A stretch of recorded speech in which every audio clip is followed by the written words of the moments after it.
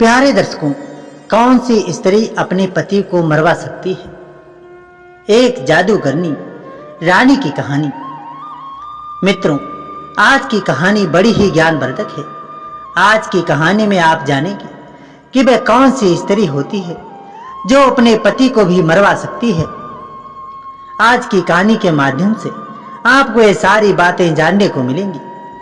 इससे पहले कि आप हमारी इस ज्ञानवर्धक कहानी में खो जाएं, आपसे हाथ जोड़कर निवेदन है कि हमारे चैनल को सब्सक्राइब जरूर कर लें, बेल आइकन को प्रेस करें ताकि आने वाली वीडियो की नोटिफिकेशन आपको सबसे पहले मिलती रहे।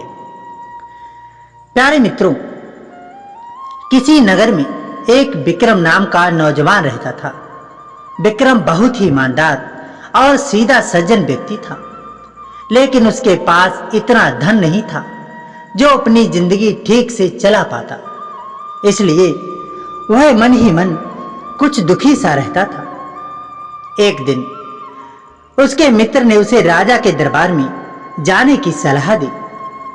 विक्रम राजा के दरबार में पहुंचा और राजा से अपने लिए काम की मांग करने लगा।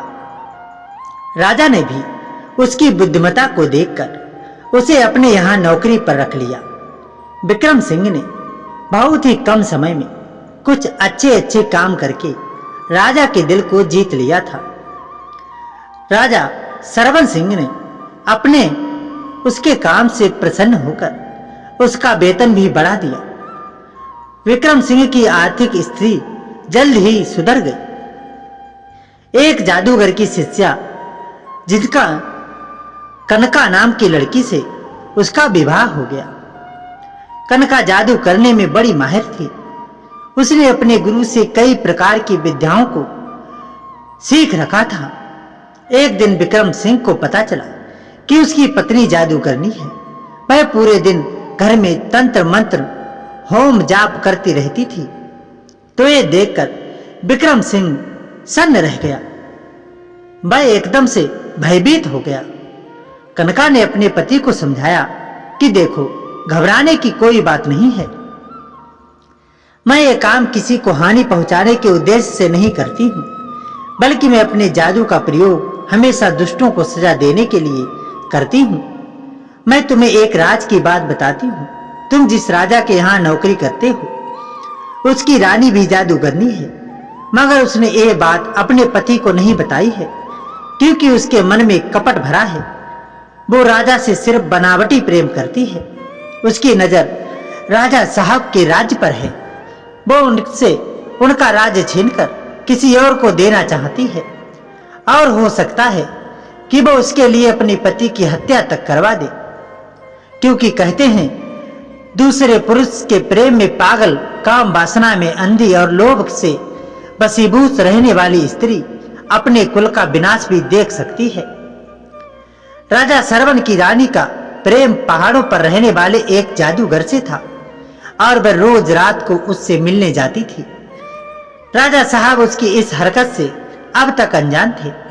विक्रम सिंह कहने लगा, प्रिय रानी के बारे में तुम इतना कैसे जानती हो? तब उसकी पत्नी कनका कहती है, हे स्वामी, जितनी विद्या रानी जानती है उतनी ही मैं भी जानती हूँ। मैंने अपने जादू से ही इस बात का पता लगाया है कि रानी राजा से झूठ प्रेम करती है। विक्रम सिंह पूछने लगा कि आप कहती हो रानी रोज अपने आशिक से मिलने जाती है जो पहाड़ों पर रहता है, पर पहाड़ तो यहाँ से 400 कोस दूर है। वह वहां रात में कैसे पहुंच जाती है और किस प्रकार के लौट आती है? तब कनका ने बताया कि रानी ने अपने महल के पास खड़े एक पीपल पर एक देवता पाल रखा है। वह उसी के कंधे पर बैठकर रोज पहाड़ों पर जाती है और अपने प्रेमी से मिलकर रात में ही वापस लौट आती है। अगर आप चाहो तो मैं आपको दिखा सकती हूँ। मित्रों, विक्रम सिंह ने अपनी पत्नी के मुंह से जो कुछ सुना था वह सब राजा सरवन सिंह को बता दिया कि आपकी स्त्री बदचलन है। वो रोज रात को अपने आशिक से मिलने पहाड़ों पर जाती है। मित्रों, विक्रम सिंह से अपनी रानी का चरित्र सुनकर राजा सरवन सिंह आग बबूला हो गया। पहले तो उन्हें विश्वास नहीं हुआ कि उनकी प्रिय रानी उनके साथ ऐसा कर सकती है। फिर सोचा चलो मैं इस बात की परीक्षा करके देख लेता हूं कि मेरा नौकर जो कह रहा है उस बात में कितनी सच्चाई है। मित्रों, अगले दिन सच्चाई जानने के लिए राजा ने एक चालाकी चली। अपनी जगह अपने बिस्तर पर अपने नौकर को लिटा दिया और उसे चादर से उड़ा दिया और स्वयं उस पीपल के पेड़ में जाकर के छुप कर बैठ गया।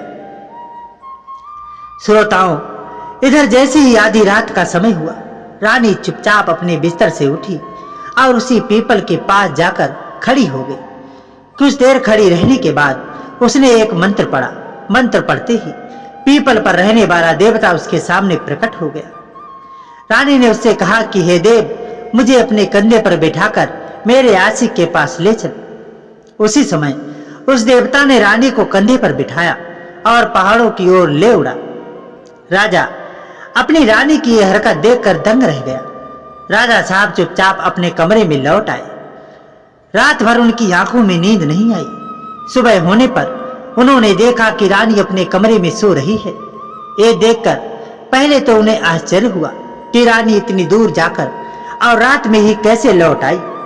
रानी के उठने पर राजा ने उनसे पूछा कि रात में तुम कहाँ गई थी? रानी चुप रही। उसने राजा को कोई उत्तर नहीं दिया। रानी समझ गई कि लगता है राजा ने मुझे जाते हुए देख लिया है, अब मेरे रास्ते का रोड़ा बनेगा। राजा ने कहा, रानी, मैंने तुम्हारा 2 रूप वाला चेहरा देख लिया है। तुम मेरी आंखों में धूल झोंक कर किसी और से मिलने जाती हो।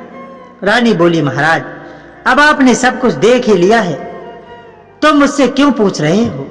मित्रों, इतना सुनते ही राजा को क्रोध आ गया। राजा सरवन सिंह ने रानी के गाल पर एक तमाचा जड़ दिया। रानी अपने गाल पर हाथ रखकर काफी देर तक आंसू बहाती रही। राजा ने कहा, आज के बाद तुमने ये गलती फिर की तो मैं तुम्हें ऐसा दंड दूंगा कि तुम हमेशा याद रखोगी। दोस्तों, रानी समझ गई कि अब राजा उसे अवश्य ही दंड देगा, लेकिन वह अपने आशिक से मिलने बिना नहीं रह सकती थी। उसके लिए रानी सोचने लगी कि उसके लिए मुझे ऐसी कोई तरकीब सोचनी चाहिए कि सांप भी मर जाए और लाठी भी ना टूटे। मित्रों, आधी रात को जब राजा गहरी नींद में सो गया तो रानी राजा के कक्ष में गई और अपने जादू के जोर से राजा को कबूतर बना दिया और कबूतर बनाकर उसे एक पिंजरे में बंद करके महल में टांग दिया। उसके बाद वो अपने प्रेमी से मिलने चली गई। सुबह को जब राजा अपने कमरे में नहीं मिले तो सब सभासदों ने चिंता हुई कि राजा साहब कहाँ गायब हो गए। मुख्यमंत्री ने राजा साहब को खोजने के लिए चारों ओर संदेश वाहक भेज दिए। हर जगह खोजने के बाद भी राजा का कोई अता पता नहीं था। कई दिन हो गए, राजा का कोई पता नहीं चला। अब बिना राजा के मुख्यमंत्री राज्य भर कब तक संभाल सकता था? कहते हैं, जैसे सेनापति के बिना सेना, बिना पुरुष के, बिना स्त्री के, राजा के बिना प्रजा कष्ट भोगती है। मुख्यमंत्री के सामने ये समस्या थी कि अब राजगद्दी पर राजा बनकर किसे बिठाया जाए। अंत में रानी ने इस बात का परामर्श लिया। रानी ने कहा कि आप चिंता ना करें, मेरा एक भतीजा है सज्जन सिंह, बहुत ही बहादुर और योग्य है, उसे ही राज सिंहासन पर बैठा दो। दोस्तों, रानी के कहने पर उसके भतीजे संजय सिंह को राजगद्दी का मालिक बना दिया गया। संजय सिंह बड़ा दुष्ट आदमी था। राजा बनते ही उसने प्रजा को दुख देना शुरू कर दिया। रानी के पास प्रजा की शिकायतें आती थी, लेकिन वह उनकी अनसुनी कर देती थी। अब तो प्रजा में असंतोष फैलने लगा। प्रजा अच्छी तरह समझ गई थी कि ये सब रानी की सोची समझी साजिश है। धीरे धीरे 2 माह गुजर गए। लोग अपने काम धंधे में इतने डूब गए कि राजा के अत्याचारों को सहन करने की वे आदी पड़ गई। प्रजा के बीच विक्रम सिंह आकर रहने लगा। उसने प्रजा की सहायता करके प्रजा का दिल जीतना शुरू कर दिया। प्रजा ने अपने दुख का कारण उसे बताया।